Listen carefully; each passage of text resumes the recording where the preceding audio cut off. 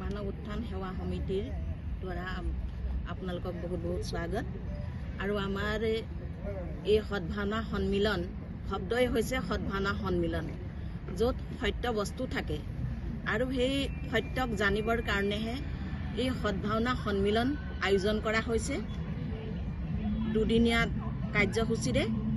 আৰু এই দুদিনৰ কাৰ্যসূচীৰ ভিতৰতে আমাৰ শ্ৰী সদ্গুৰু মহাৰাজজী তেখেতৰ আগমন হ'ব আৰু মহান সৎসং প্ৰবচন অনেক শাস্ত্ৰৰ মোতাবিক আৰু আত্মৰ জ্ঞান যি গীতাত কৈছে কি তুমিহে কেৱল সত্য মিছা হবে আন জানি জ্ঞানী জনে কৰে হৃদয়ত ধ্যান।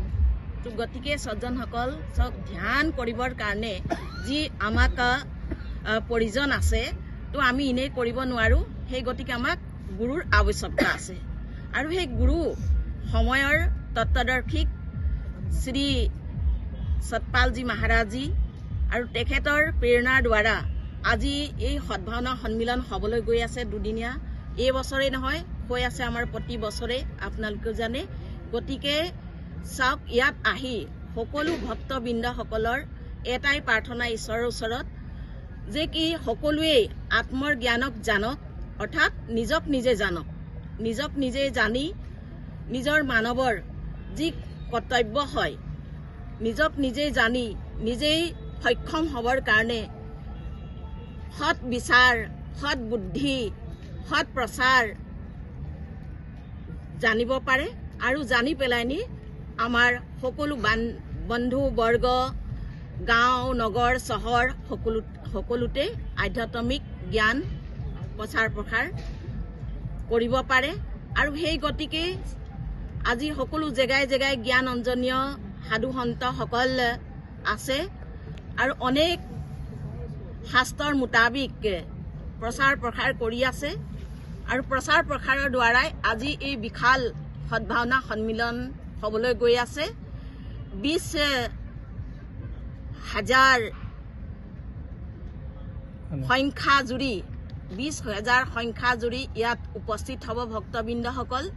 আৰু তাত আমাৰ 3 বজাৰৰ পৰা 9 বজাৰলৈকে এই কাৰ্যক্ৰম সৎসংগৰ চলি থাকিব। অসমীয়াতো হ'ব, হিন্দীতো হ'ব, নেপালীতো হ'ব, 3টা ভাষাতে হ'ব। আৰু আমাৰ ধৰ্মটো হৈছে মানৱ ধৰ্ম।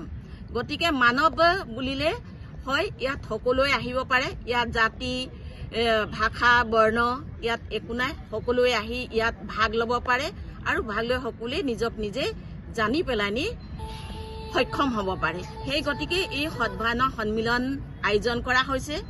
আৰু যি আমাৰ মিছন এডুকেশ্যনৰ কথা শুনিলে, যে মিছন এডুকেশ্যনৰ আধাৰতো আমাৰ অসমতো শ্ৰী গুৰু মহাৰাজজীৰ প্ৰেৰণাৰ দ্বাৰা প্ৰায় জেগাতে আমাৰ সেই অভিযান হৈ আছে আৰু ব্লাড কেম্পো লগোৱা হয়।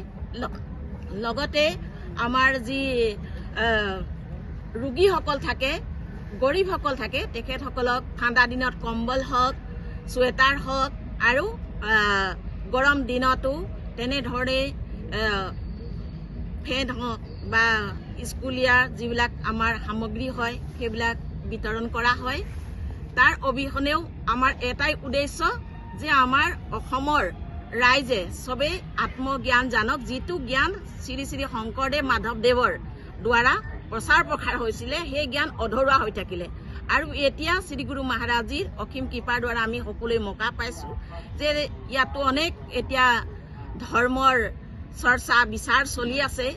কিন্তু আমি জনাৰ কাৰণে আপোনালোককো আমি জনাবলৈ বিচাৰিছোঁ আৰু আপোনালোকৰ চেনেলৰ দ্বাৰা আমি সকলোকে এইটোৱে সন্দেশ দিবলৈ বিচাৰিছোঁ যে কি সকলোৱে আহক, মানৱ উত্থান সেৱা সমিতিত আপোনালোকক স্বাগত আছে। আৰু যি নাজানে তাক সুধি পেলাইনি আমাৰ পৰা আপোনালোকে জানক। আৰু শ্ৰী গুৰু মহাৰাজজীয়ে যি সন্দেশ দিবলৈ আহিছে সেই সন্দেশ হৈছে শ্ৰী শ্ৰী শংকৰদেৱ মাধৱদেৱে যি কলা কৃষ্টিৰে আৰু জ্ঞান বিলাইছিলে, সেই জ্ঞান দিবৰ কাৰণেহে আমি এই অনুষ্ঠান আয়োজন কৰা হৈছে।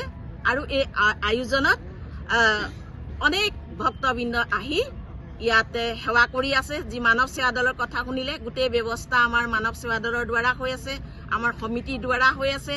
থকা মেলা ব্যৱস্থা, খোৱা বোৱা, যিমানখিনি ব্যৱস্থা লাগে তো সকলোখিনি ইয়াত সেৱাৰ মাধ্যমৰ দ্বাৰাই আমাৰ প্ৰচাৰ প্ৰসাৰ হৈ আছে। ধন্যবাদ।